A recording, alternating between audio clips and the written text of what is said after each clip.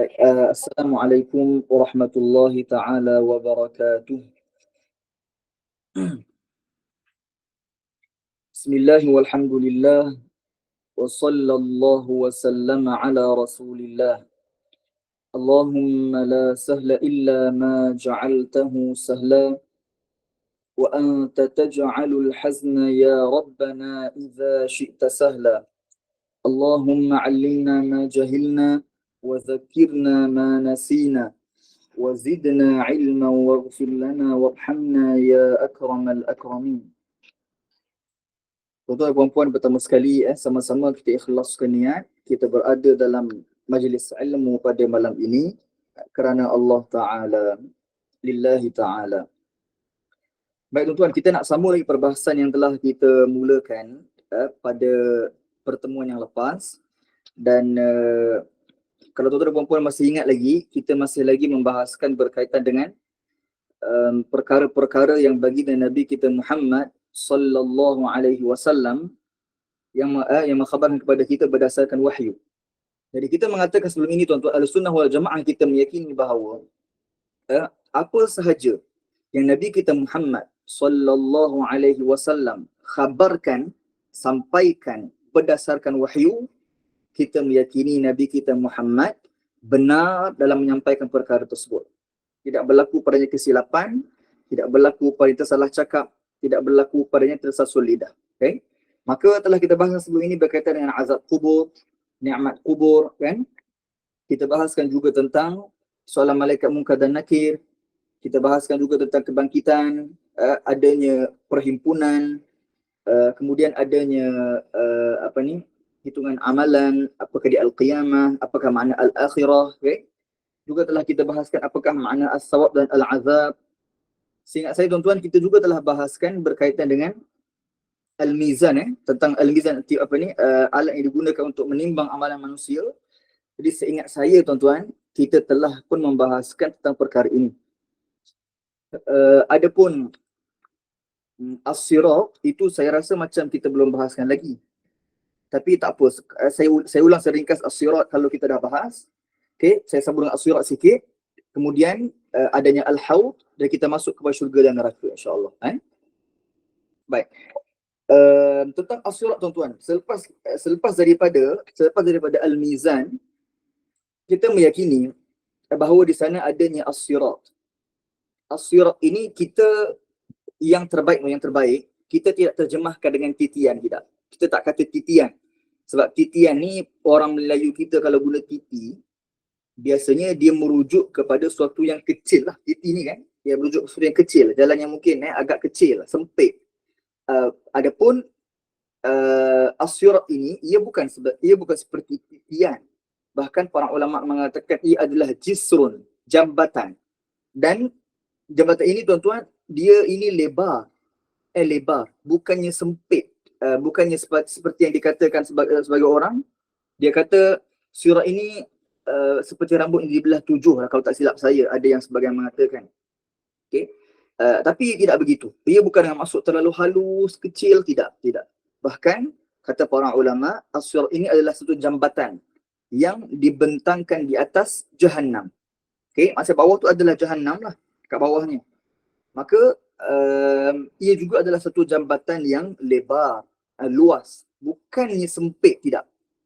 Okay? Dan manusia nanti tuan-tuan akan melalui as-sirat tadi. Maka bila kita kata ia adalah jambatan, maknanya ia mesti ada 2 hujung, betul tak? Okay? Bila kita kata jambatan, mesti ada 2 hujung. Pernah kita jumpa jambatan tak ada 2 hujung, satu je ada? Tak ada. Jambatan itu mesti ada 2 hujung. Okay? Maka satu daripada hujung daripada as-sirat itu ia berada pada al-ardul mubaddalah, pada bumi yang digantikan. Kalau tuan-tuan masih ingat lagi, dulu kita bahaskan tentang al-ardul mubaddalah, bumi yang digantikan. Maknanya bumi ini akan digantikan sifatnya. Kan kita kata dahulu, manusia nanti bila berhimpun bila berada di al-mahsyar, mereka akan dipindahkan ke satu kegelapan berdekatan dengan as-sirat, maka nanti bumi ini akan dihentak kan, maka dia akan menjadi rata. Tidak ada lagi gunung ganang, pokok-pokok, Tidak ada. Bangunan-bangunan semua tidak ada. Tidak ada juga lembah-lembah, tidak. Bahkan kesemuanya bumi ini akan menjadi rata. Akan menjadi rata. Disebut dalam riwayat kal jildil mashdud, seperti kulit yang ditarik tegang. Dan tanah ini dia akan menjadi warna putih. Maka ini maknanya bumi yang digantikan dengan maksud bumi yang digantikan sifatnya. Maka ia dipanggil dengan al-ardul mubaddalah. Dan nanti manusia lepas itu akan dikembalikan semula ke atas al-ardul mubaddalah ini dan mereka akan dihisab di atas tanah tersebut. Itu yang telah kita bahaskan dahulu. Maka as-sirat ini ada dua hujung. Satu hujungnya berada di al-ardul mubaddalah. Satu hujung lagi ia berada pada satu tempat yang mana setelah tempat itu adanya syurga. Okay, so kita tak kata satu hujung daripada as-sirat itu berada pada syurga terus sampai pada syurga, tidak. Bahkan satu hujung lagi daripada as-sirat ini kita katakan dia berada pada satu tempat, okay, yang mana setelah tempat itu adanya syurga. Okay, begitu. Maka ada sebagian manusia tuan-tuan yang merentasi as-sirat, orang beriman. Mereka merentasi as-sirat tanpa mereka menyentuh as-sirat. Maksudnya mereka tak memijak as-sirat. Okay, seperti terbanglah, kita kata terbanglah begitu. Tidak memijak as-sirat. Itu antara keadaan. Okay, ada sebahagian yang merentasi as-sirat sekelip mata memandang. Ada sebahagian yang sepantas kilat. Ada sebagai orang beriman yang merangkak-rangkak pun ada juga tuan, yang merangkak-rangkak mereka itu berdasarkan amalan masing-masing. Maka untuk merentasi as-sirat ini kata para ulama, ia berdasarkan amalan masing-masing. Maka ada sebagai manusia daripada kalangan orang beriman yang merangkak-rangkap, dan ada yang tergelincir, ada yang jatuh daripada as-sirat. Maka orang beriman yang jatuh daripada as-sirat, di tepi-tepi as-sirat ini dia ada mata kail. Ada mata kail. Maka mata kail ini dia akan menarik semula. Dia seperti mata kail, dia macam cangkuk seperti mata kail. Maka dia akan menarik semula orang yang jatuh. Orang beriman yang jatuh daripada as-sirat, tergelincir jatuh, ditarik naik ke atas semula untuk meneruskan perjalanan. Maka bayangkan tuan-tuan, bagaimana manusia ditarik oleh cangkuk tadi itu seperti mata kail, ditarik naik semula kepada as-sirat. Subhanallahil azim. Hari ni kalau lah ada mungkin pakcik-pakcik kan yang biasa pergi pergi memancing, biasalah kena guna mata kail kan. Maka bagaimana kita melihat mata kail itu masuk pada ikan dan sebagainya. Jadi bayangkan tuan-tuan, mata kail itu seperti itu, cangkuk seperti itu akan menarik semula manusia. Orang beriman pelaku dosa besar yang meninggal sebelum sebab taubat, yang tergelincir nanti, ditarik semula dengan itu naik ke atas as-sirat dan meneruskan lagi perjalanan. Subhanallahil azim. Maka tuan-tuan, itulah kata para ulama, ianya berdasarkan amalan masing-masing. Amalan masing-masing.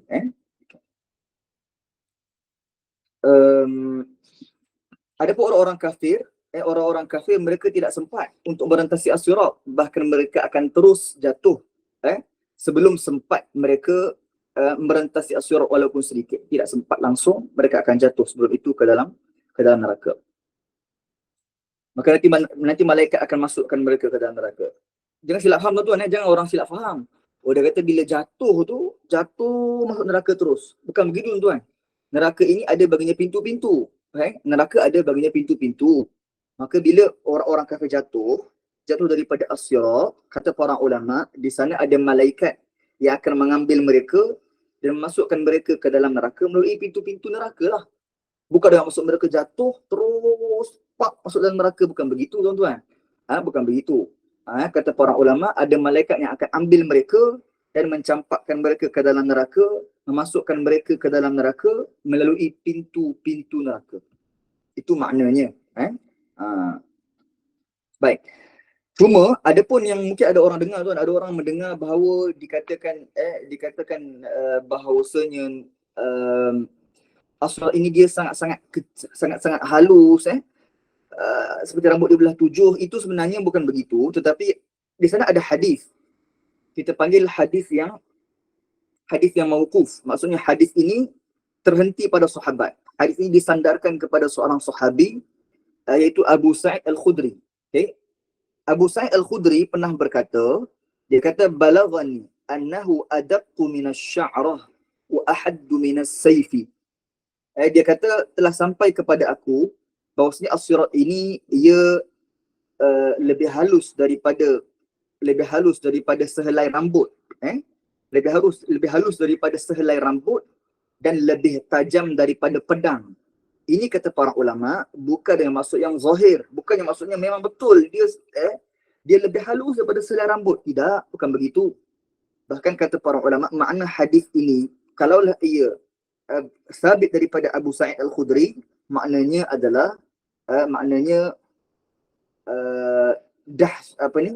kita kata bahaya asyirat ini itu sangat-sangat dahsyat. Sangat-sangat dahsyat. Nak cakap untuk berantasi asyirat itu sangat-sangat dahsyat. Bukan mudah. Ia perkara yang sangat-sangat dahsyat, sangat-sangat berbahaya. Jika seorang itu tidak mengambil berat tentangnya, maka hendaklah seorang buat persiapan, ada sudut amalan soleh. Moga-moga dengan amalan tersebut Allah Taala permudahkan baginya merentasi as-sirat nanti. Itu maknanya. Okay. Baik. Kemudian tuan-tuan, di sana ada juga al-haud. Selepas daripada as-sirat, kata para ulama di sana adanya al-haud. Al-haud ini bukan telaga, bukan telaga. Bahkan dia ada ulama mengatakan dia seperti kolam. Kerana al-haud adalah satu tempat yang Allah Taala sediakan padanya minuman bagi ahli syurga. Maknanya ahli syurga, selepas mereka merentasi as-sirat, mereka akan minum air daripada haud ini. Daripada haud ini. Sebelum mereka masuk ke dalam syurga. Selepas as-sirat, sebelum masuk ke dalam syurga, mereka akan minum dulu air daripada al-haud. Al-haud ini ada yang mengatakan dia seperti kolam lah. Ada yang terjemah dengan kolam dalam bahasa Melayu. Kerana dia adalah tempat yang Allah Ta'ala sediakan padanya minuman bagi ahli syurga.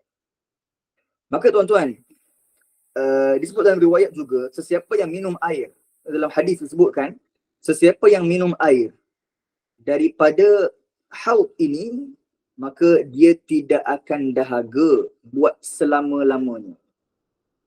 Habis itu tuan-tuan, bukan ke dalam syurga. Ahli syurga nanti minum air dalam syurga. Kan di sana ada sungai-sungai. Betul tak? Kita dengar kisah kan ada sungai-sungai dalam syurga, daripada madu, daripada al-khamar. Kalau begitu, kenapa disediakan minuman kalau mereka tak minum? Kan?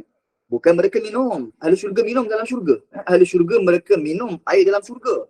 Akan tetapi kata para ulama, bila mana kita kata ahli syurga, mereka minum air dalam syurga, itu bukan kerana mereka dahaga. Tidak. Bukan kerana mereka dahaga, bahkan itu hanyalah kerana mereka nak bersedap-sedap dengan nikmat Allah Ta'ala dalam syurga. Itu sahaja. Bukan kerana mereka dahaga. Kerana mereka telah minum air daripada al-haud ini, maka Allah Ta'ala jadikan mereka ini tidak dahaga buat selama-lamanya. Itu dalam hadis dijelaskan. Baik. Al-haud ini tuan-tuan, setiap daripada Nabi, setiap daripada kalangan para anbiya, semua mereka ada haud masing-masing. Setiap Nabi ada haud masing-masing. Adapun haud Nabi kita Muhammad sallallahu alaihi wasallam itu adalah haud yang paling besar. Haud yang paling besar adalah haud Nabi kita Muhammad sallallahu alaihi wasallam. Bersama mana tu tuan-tuan? Bersama mana? Disebut dalam riwayat bahawa panjang haud Nabi kita Muhammad sallallahu alaihi wasallam itu adalah jarak 1 bulan perjalanan. 1 bulan perjalanan baru sampai daripada hujung ke hujung dia sudut panjang. Begitu juga lebar tuan-tuan.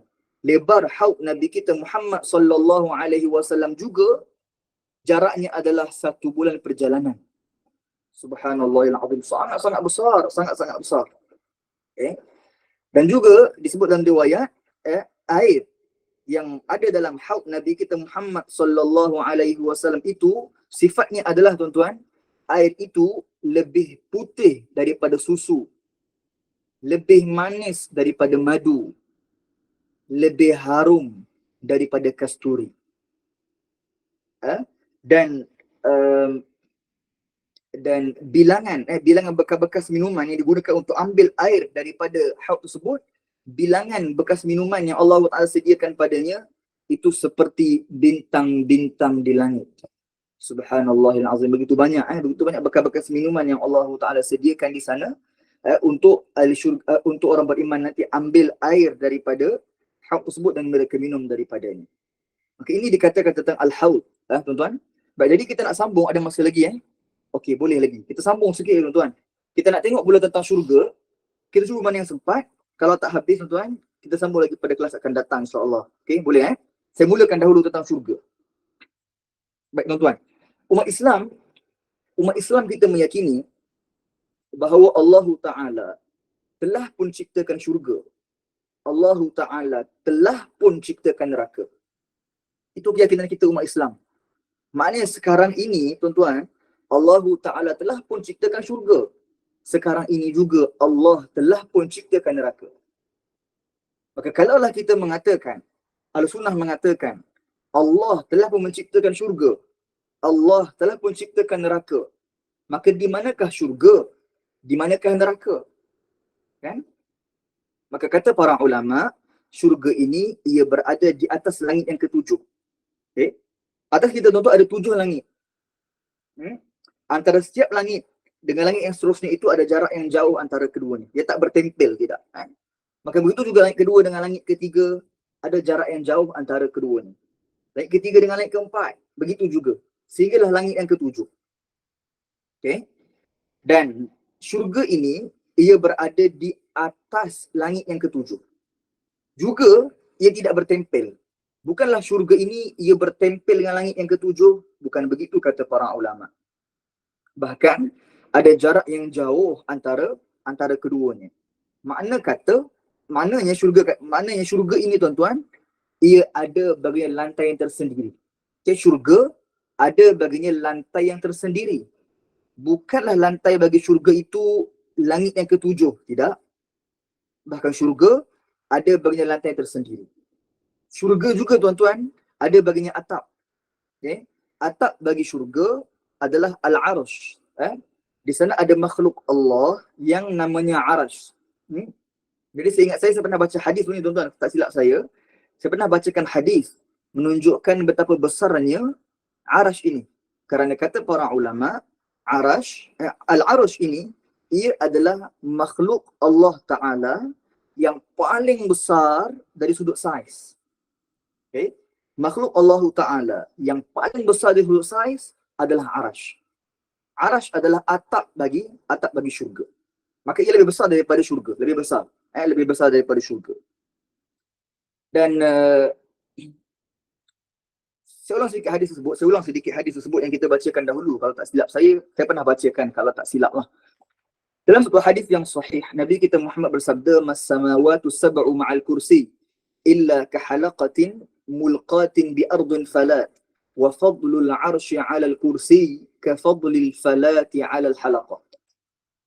Nabi kata mafhumnya, 7 langit ini tuan-tuan yang kita bahaskan tadi, 7 langit ini kalau nak dibandingkan dengan makhluk Allah yang namanya kursi. So di sana ada makhluk Allah namanya kursi, okay?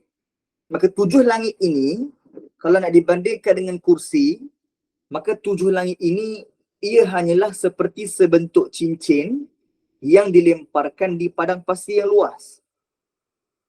Maknanya sebentuk cincin ini adalah 7 langit, padang pasir yang luas itu adalah kursi. Okay? Maka Nabi kita Muhammad sambung lagi, Nabi kata, wa fadlul 'arsy 'alal kursi ka fadlil falati 'alal halaqah. Nabi kata mafhumnya, kursi ini pula kalau nak dibandingkan dengan makhluk Allah yang namanya arash, maka kursi ini tuan-tuan hanyalah seperti sebentuk cincin yang dilemparkan di padang pasir yang luas. Sekarang ini kita katakan sebentuk cincin itu adalah kursi dan padang pasir yang luas itu adalah arash. Maka tuan-tuan, ini menunjukkan, antara hadis yang menunjukkan betapa besarnya arash, iaitu makhluk ciptaan Allah Subhanahu wa Ta'ala. Maka itulah kata para ulama juga, arash adalah makhluk Allah Ta'ala yang paling besar dari sudut saiz. Dan kita katakan tadi arash ini adalah atap bagi syurga. Baik tuan-tuan. Kemudian neraka saya akan masuk pada kelas akan datang. Neraka, di manakah neraka? Kelas akan datang insya-Allah. Hari ini tak sempat. Saya sambung dulu tentang syurga. Okey. Contoh ahli syurga tuan-tuan, ahli syurga umur mereka kesemuanya adalah 33 tahun. Itu umur ahli syurga. 33 tahun. Kerana itulah umur yang dikatakan manusia kita kata paling gagah atau waktu yang betul-betul kuat. Itulah umurnya 30-an. Jadi ahli syurga nanti kesemua mereka umurnya 33 tahun. So kalaulah ada kanak-kanak yang meninggal umur 2 tahun, meninggal mungkin 2 bulan, 3 bulan, maka dalam syurga mereka tak jadi bayi kan. Mereka tak jadi bayi, tak merangkak, tidak. Bahkan dalam syurga nanti umur mereka adalah 33 tahun. Okay? Begitu juga orang meninggal dalam keadaan mungkin umur dah 60, 70 meninggal, muka dah bongkok dan tak pakai tongkat. Dalam syurga bukan begitu. Dalam syurga tidak pakai tongkat. Tidak bongkok-bongkok lagi, tidak. Dalam syurga, ia kembali pada umur 33 tahun, tuan-tuan. Jadi ibu-ibu ayah-ayah yang mungkin dah agak berumur, tuan-tuan. Jadi nanti, kalau masuk syurga ni, tuan-tuan, umur ahli syurga kesemuanya 33 tahun. Sama juga, tuan. Tak puan, tadi umur 17 tahun, sama. Sama. Kalau meninggal umur 17 tahun, juga dalam syurga nanti kata para ulama, umurnya nanti kalau masuk syurga, umurnya 33 tahun. Kerana ahli syurga itu kesemua mereka umurnya adalah 33 tahun. Okay? Itu dah sudut umur. Ahli syurga ni tuan-tuan, saiz mereka dari sudut tinggi 60 hasta. Seperti Nabi Adam alaihissalam. Maka ahli syurga nanti kesemua mereka, saiz mereka seperti Nabi Adam alaihissalam, iaitu 60 hasta, 60 hasta ketinggian dan 7 hasta kelebaran. Itu. Kalau tu pernah tengok di Google, ada orang buat, dia pasang kain yang tinggi, dia buat kain tinggi, dia tunjukkan bagaimana bentuk yang dikatakan 60 hasta ketinggian, 7 hasta kelebaran. Dia sangat-sangat tinggi, tuan. Dia, kalau kita nak kata bangunan yang 3 tingkat, lebih lagi. Lebih tinggi daripada bangunan 3 tingkat. Itu. Maka itulah kita kata rupa ataupun gambar ahli syurga nanti.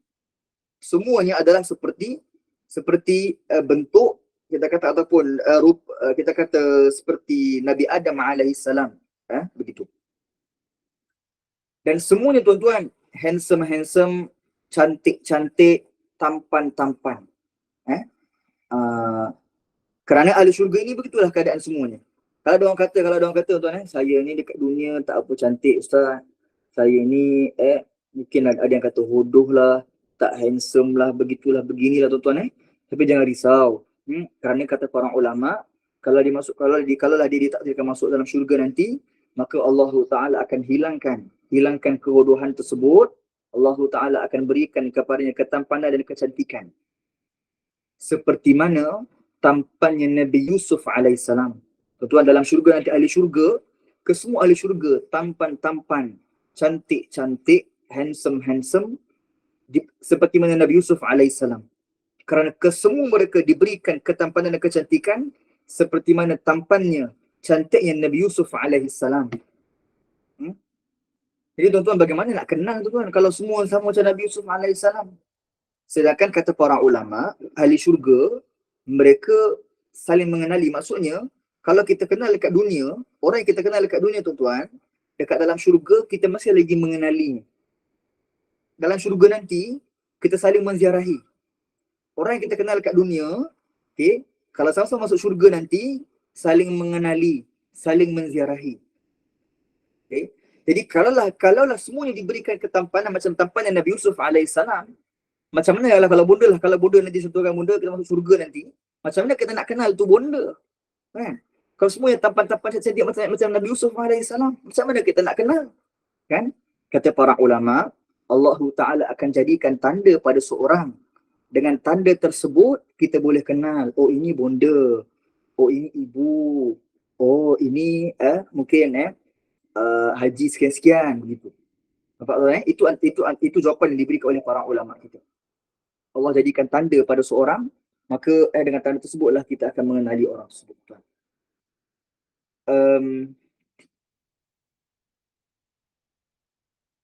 Semua tuan-tuan, ahli syurga ini jurdun murdun.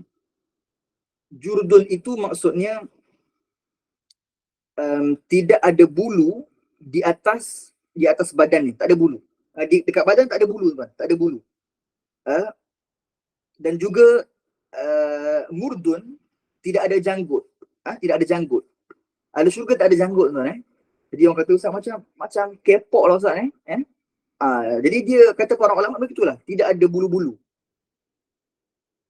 Yang ada tiga saja. Rambut, satu. Bulu kening, dua. Bulu mata, tiga. Itu saja yang ada. Yang lain tak ada bulu-bulu tuan, tak ada bulu. Dekat dada tak ada bulu-bulu macam kita tuan sebagian orang dekat dada ada bulu-bulu sebagainya kan. Betul tak? Mungkin jambang janggut jadi nak trim, tak ada. Dalam syurga tak ada trim, tak ada trim tak ada dalam syurga. Tak payah. Tak perlu nak trim janggut, jambang tak ada. Kalau ada syurga tidak ada janggut, tidak ada jambang, tidak ada misai, tak ada. Hanya ada 3 bulu tadi saja. Di kepala itu rambut, bulu kening dan bulu mata. Okey. Tuan-tuan, saya nampak masa dah pukul 9 tuan-tuan Kita banyak lagi sebenarnya. Tapi tak apalah tuan, kalau begitu apa kata kalau kita berhenti dulu. Saya tak nak kata masa yang lain. Ada rezeki kita sambung pada kelas akan datang, boleh tak? Kita sambung pada kelas akan datang, sambung lagi isu syurga ini. Banyak lagi ni, macam mana ahli syurga saling menziarahi, berapakah pintu ahli syurga, bagaimana ahli syurga makan dan minum, ada tak makanan-makanan dalam syurga, bagaimana mereka makan, ada tak buah-buahan dalam syurga, kalau mereka makan, minum, tak bagi tandas ke mereka, tak buang air kecil, tak buang air besar ke? Ini persoalan-persoalan yang akan kita jawab nanti tuan-tuan, insyaAllah kita akan jawab nanti pada kelas akan datang insya-Allah taala. Masa itu tak banyak hari ni, masa agak terhad. Ini pun dah 91 minit, saya tak nak kacau masa yang lain. Insya-Allah kalau ada rezeki kita bertemu lagi, sambung topik ini. Boleh, kita bahaskan dengan lebih detail insya-Allah taala. Boleh Maaf lah tak dapat nak habiskan banyak hari ni.